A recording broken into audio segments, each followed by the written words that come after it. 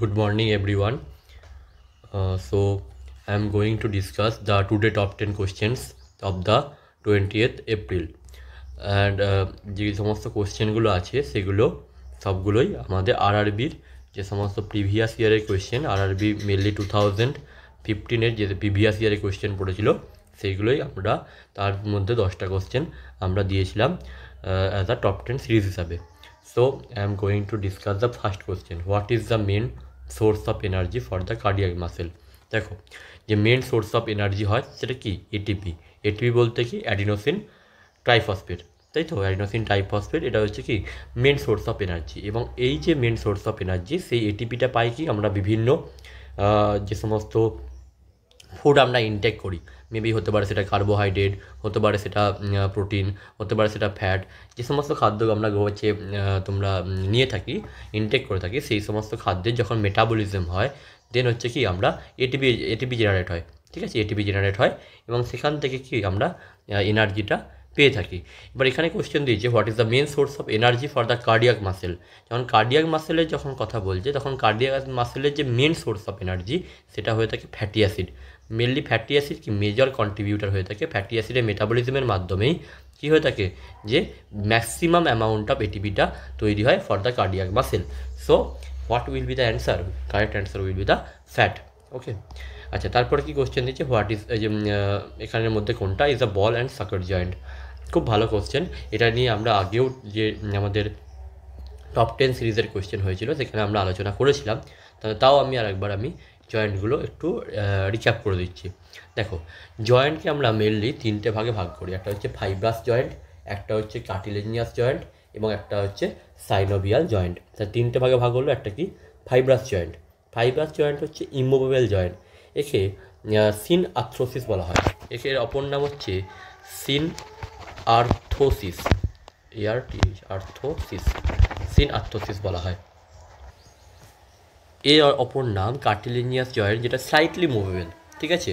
Fibrous joint হচ্ছে পুরোটা immovable, but cartilaginous joint হচ্ছে স্লাইটলি ইমুভেবল। এবং এই জয়েন্টটা এর অপর নাম হচ্ছে অ্যাম্ফি আর্থ্রোসিস, ঠিক আছে? আর লাস্টে যে আমাদের রইল সাইনোভিয়াল জয়েন্ট, যেটা পুরোটাই মুভেবল জয়েন্ট, এর মধ্যে সাইনোভিয়াল ফ্লুইড পাওয়া যায়, তার অপর নাম হচ্ছে ডাই আর্থ্রোসিস, ঠিক আছে? তো এগুলো হচ্ছে কি এদের অপর নাম। তাহলে বোঝা গেল ফাইব্রাস জয়েন্ট হচ্ছে ইমুভেবল জয়েন্ট এবং এর অপর নাম synarthrosis, and cartilaginous joint যার নাম হচ্ছে তোমার amphiarthrosis, this is slightly movable, এবং সাইনোভিয়াল জয়েন্ট যেটা হচ্ছে মুভেবল, যার অপর নাম হচ্ছে ডাই আর্থ্রোসিস। ওকে, এবং ফার্দার আমাদের প্রথমে আমি বলি ফাইব্রাস জয়েন্ট কোথায় দেখতে পাওয়া যাবে। ফাইব্রাস জয়েন্ট তো পাওয়া যাবে কোথায় না, হচ্ছে মেনলি পাওয়া যাবে স্কালবোনের মধ্যে পাওয়া যাবে আমরা কি আচ্ছা, তো তাহলে ফাইব্রাস জয়েন্ট কোথায় পাওয়া যায়? না, স্কালবোনের মধ্যে পাওয়া যায়, ঠিক আছে? এবং যে আমাদের স্কালবোনের যে বিভিন্ন সুচার হয়, ঠিক আছে, সুচারের মধ্যে আমরা তোমার ফাইব্রাস জয়েন্টটা পেয়ে থাকি। আচ্ছা, দ্বিতীয়ত কি কার্টিলেজিনাস জয়েন্ট। কার্টিলেজিনাস জয়েন্ট বলতে আমরা কোথায় পেয়ে থাকি? যেগুলো মোটামুটি আমাদের কি স্লাইডলি মুভেবল পোর্শন, যেমন হচ্ছে বলতে পারবো ইন বিটুইন ভার্টিব্রা, ঠিক আছে? যে ভার্টিব্রার যে মধ্যে আমরা কি তোমার দুটো ভার্টিব্রার মধ্যে আমরা কি পেতে পারি? কার্টিলেজিনাস জয়েন্ট পেতে পারি। আচ্ছা, সাইনোভিয়াল জয়েন্টকে আমরা ফার্দার তিনটে ভাগে ক্লাসিফাই করেছি। দেখো, ইউনিঅ্যাক্সিয়াল, এগুলো কিসের উপর ভাগ করেছি আমরা? হচ্ছে ডিরেকশান, যে কেমন করে সে তোমার মুভ করতে পারে। ইউনিঅ্যাক্সিয়াল অর বায়াক্সিয়াল অর মাল্টিঅ্যাক্সিয়াল মানে কি যে কোনো দিকে মুভ করতে পারবে। যেমন দেখো, অ্যাক্সিয়াল এক্সাম্পল কি দিয়েছে?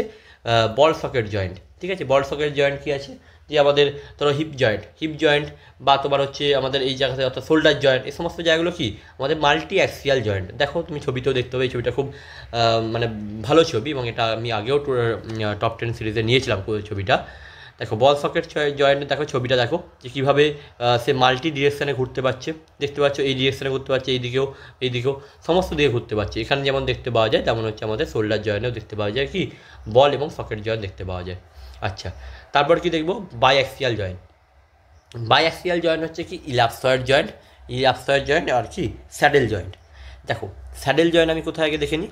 স্যাডেল জয়েন্ট দেখো বিটুইন দ্য ট্র্যাপিজিয়াম কার্পাল বোন এবং ফার্স্ট মেটাকার্পাল বোনের মধ্যে কি আমরা দেখতে পাই স্যাডেল জয়েন্ট, তাই তো?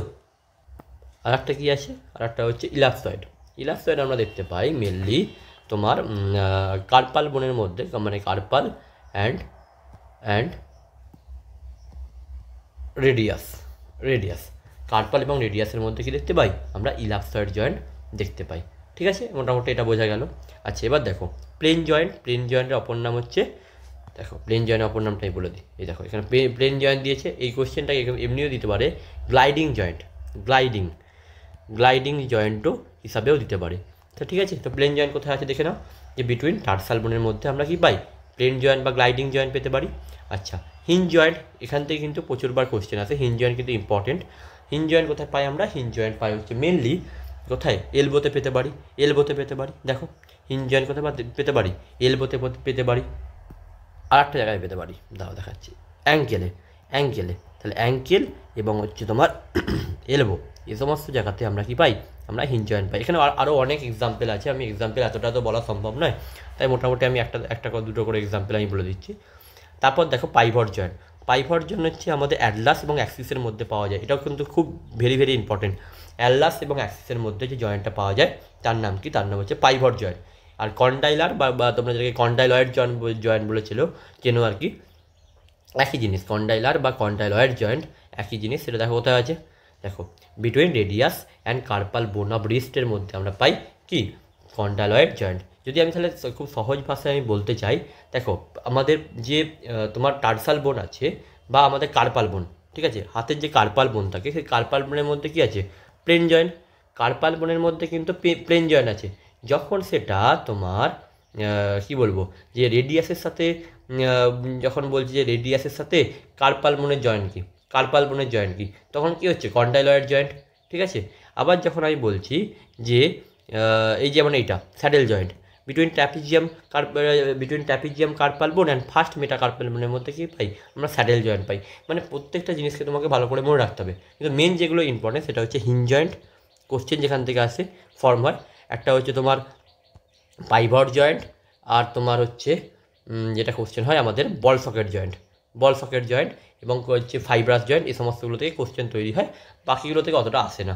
ঠিক আছে, তাহলে what will be the answer will be the ball socket joint. Example কি, হিপ জয়েন্ট। আর আমাদের যে দুটো বাকি অপশান আছে যে এলবো আর হিঞ্জ, এরা কি জয়েন্ট, দেখো তুমি নর্মালি দেখো, নর্মাল দেখো, বাইঅ্যাক্সিয়াল আর ইউনিঅ্যাক্সিয়াল, অবশ্যই ইউনিঅ্যাক্সিয়াল। আমরা তো তোমার এলবো কি আমরা কি উল্টো দিকে করতে পারি না, তো কি মানে নিশ্চয়ই ইউনিঅ্যাক্সিয়ালের মধ্যে কোনো একটা হবে, ইউনিঅ্যাক্সিয়ালের মধ্যে কোনটা, হিঞ্জ জয়েন্ট, তাহলে দুটোই হচ্ছে আমাদের এলবো জয়েন্ট বা নি জয়েন্ট, দুটোই হচ্ছে আমাদের হিঞ্জ জয়েন্টের মধ্যে পড়ে। ঠিক আছে, হিঞ্জ জয়েন্টের মধ্যে পড়ে। আচ্ছা, এবার দেখো right lung has how many lobes, দেখো লাংয়ের ছবিটা একটু আমরা দেখে নিই, তাহলে আমরা বুঝতে পারবো।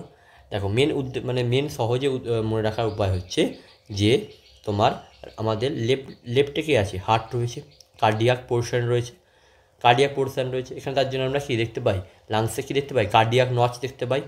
যদি এখানে কি ছবি দিয়েছে, কার্ডিয়াক নচে দেয়নি, যাই হোক কার্ডিয়াক নচ দেখতে পাই আমরা। ঠিক আছে, এবার দেখো যদি কার্ডিয়াক পোর্শন আমাদের লেফটে দেখতে পাই, তার মানে কি, সহজ কথা মনে রাখবে, যদি লেফটে আমাদের হার্ট থাকে তার মানে কি ওদের অনেকটা জায়গায় অকুপাই করে নিচ্ছে, তাহলে কি ওর লোব সংখ্যা কি কম হবে, মানে যে বড়, ধরো আমার যদি এই পোর্শনে আমার দুটো ধরা যাক লাং, এখানে আমার একটা হার্ট রয়েছে, তাহলে কি অনেকটা পোর্শনকে অ্যাকোয়ার করে নিচ্ছে, তো আমাদের কি এই লেফট পোর্শনে লোব সংখ্যা কম হবে। এটা সহজ কথায় তুমি মনে রাখতে পারো। তাহলে কি লেফটে দেখতে পাবে তুমি, দেখো রাইটে আর লেফটের মধ্যে দেখো, লেফটে কী হচ্ছে তোমার কোন লোব আছে, একটা হচ্ছে ইনফিরিয়ার লোব, একটা হচ্ছে সুপিরিয়ার লোব। তাহলে দেখতে পাবে this is the superior lobe, this is the inferior lobe. But in case of right lung তুমি দেখতে পাবে এখানে তিনটে লোব, একটা সুপিরিয়ার, একটা ইনফিরিয়ার, একটা মিডিল লোব। ঠিক আছে, এখানে আর আমি ডিসকাশন যাবো না, লাং কী হিসাবে কাজ করে, রেসপিরেটরি অর্গান হিসাবে কাজ করে, এখানে অনেক কিছু আছে, এত তো আমি বলা সম্ভব নয় এখানে।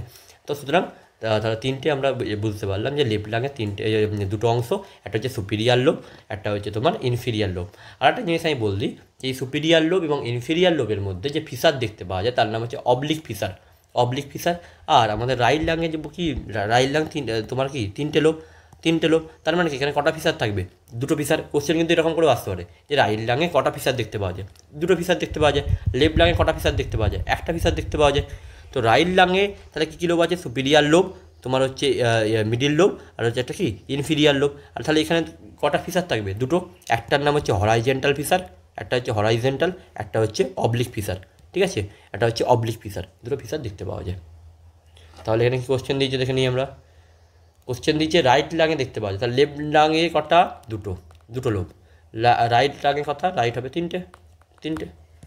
ঠিক আছে, দেখো পরবর্তী কোশ্চেন কি বলছে যে pharmacodynamics involve the study of the following except, কোনটা করে না, তাই তো? আচ্ছা, ডায়নামিক্স আর হচ্ছে কাইনেটিক্স দুটো একটু ব্যাপারটা বলে দিই। ফার্মাকোডায়নামিক্স, দেখো এখানে দুটো টার্ম, একটা হচ্ছে ডায়নামিক্স, একটা হচ্ছে কাইনেটিক্স। কাইনেটিক্স তো ফিজিক্সে অনেকে হয়তো শুনে থাকবে অ্যারোডায়নামিক্স। অ্যারোডায়নামিক্স, অ্যারোডায়নামিক্স কথার অর্থ কি? বাতাস আমাদের উপরে কি মানে কি প্রভাব ফেলে। ঠিক আছে, বাতাস কি প্রভাব ফেলে, অর্থাৎ ফার্মাকোডায়নামিক্স কথার অর্থ ফার্মা আমাদের শরীরে কি অ্যাক্ট করে, মানে কী প্রভাব ফেলছে। ঠিক আছে, আর অপরদিকে তোমার কাইনেটিক্স কথার অর্থ আমাদের বডি ফার্মার সাথে কী করছে, দুটো জিনিস বোঝো। অ্যারোডাইনামিক্স কথার অর্থ কি? অ্যারো মানে বাতাস, আর ডাইনামিক্স মানে আমাদের ওপর কী প্রভাব ফেলছে, মানে কী কী কী না কী করছে সমস্ত ব্যাপারগুলো। তাহলে একই জিনিস, ফার্মাকোডাইনামিক্স মানে কি? ফার্মা বা ড্রাগ আমাদের ওপর কী প্রভাব ফেলছে, দিস ইজ ফার্মাকোডাইনামিক্স। অর্থাৎ হোয়াট ড্রাগ, যদি সহজে আমি বলি, what drug does to the body. আর তোমার বাকিটা তাহলে এটা উল্টো, যেটা আমাদের drug does to the body, এবার বডি এবার আমাদের ড্রাগের সাথে কী করছে সেই জিনিসটা। আচ্ছা, এবার দেখো আমি এই যে বললাম ডায়নামিক্সের ব্যাপারটা, এবার কাইনেটিক্সের ব্যাপারটা বলি। কাইনেটিক্স বলতে কি? আমাদের বডি ড্রাগের সাথে কী করছে, কী করবে? প্রথমে অ্যাবজর্পশান করতে পারে, অ্যাবজর্পশান করতে পারে, সেটা করতে পারে, কী করতে পারে, আর ডিস্ট্রিবিউশান করতে পারে, ডিস্ট্রিবিউশান করতে পারে, ডিস্ট্রিবিউশান করতে পারে, বা কী করতে পারে, মেটাবলিজম করতে পারে, মেটাবলিজম।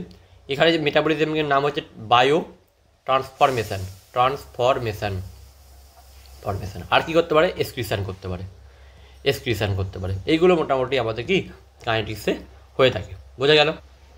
তাহলে what will be the answer? তাহলে আমাদের এখানে কি বলছে? এক্সেপ্ট।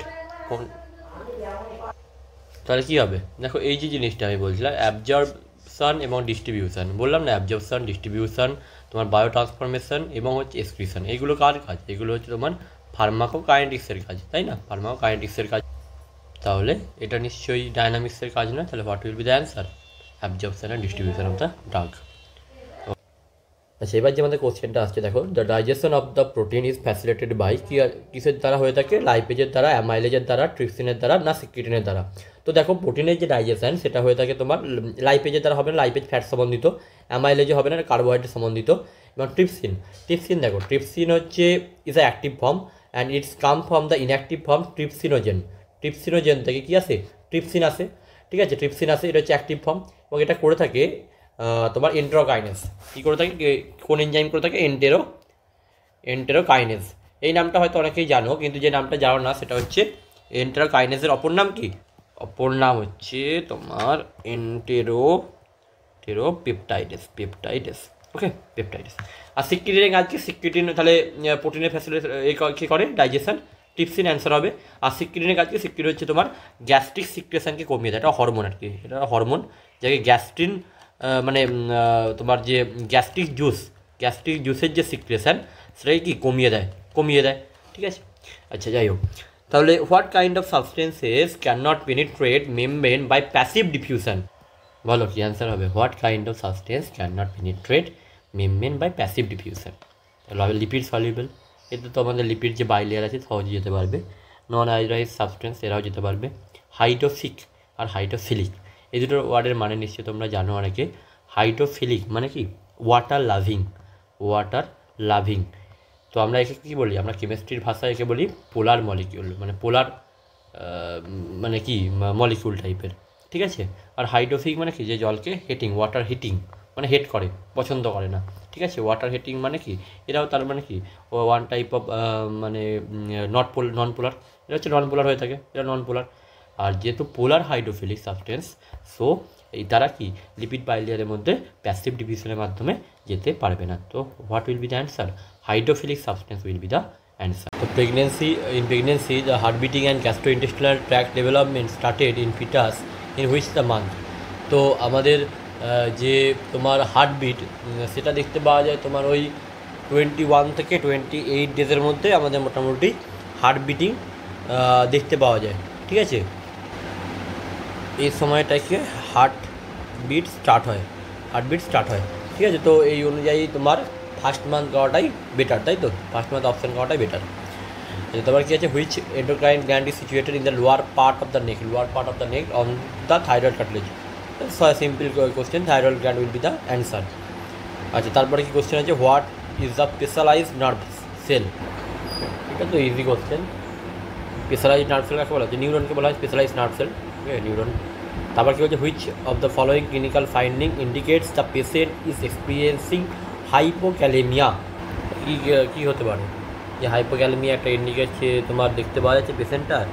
ম্যাক্সিমাম হতে পারে কি মাসকুলার স্পাজমি হতে পারে। তো muscular spasm will be the answer. Most মানে কমন ফলোয়িং যদি বলে ক্লিনিক্যাল ফাইন্ডিংয়ের জন্য হাইপোক্যালেমিয়া, সেটা হচ্ছে মাসকুলার স্পাজমি হবে। ওকে, তো সেটা হচ্ছে skeletal muscle are composed of large number of dense fiber দিয়ে তৈরি। ডেন্স ফাইবার দিয়ে স্কেলিটাল মাসেল তৈরি। এখানে বিভিন্ন ধরনের প্রোটিন দেখতে পাওয়া যায়, যেমন হচ্ছে অ্যাক্টিন প্রোটিন, মায়োসিন প্রোটিন, ঠিক আছে, মাইক্রোফাইব্রিল দিয়ে তৈরি, তৈরি হয়, ঠিক আছে। So skeletal muscle are composed of large number of dense fiber দিয়ে তৈরি, ঠিক আছে। আর কোনো কোশ্চেন নেই, ঠিক আছে। আমাদের যে 10টা কোশ্চেন ছিল কমপ্লিট হলো। So thank you.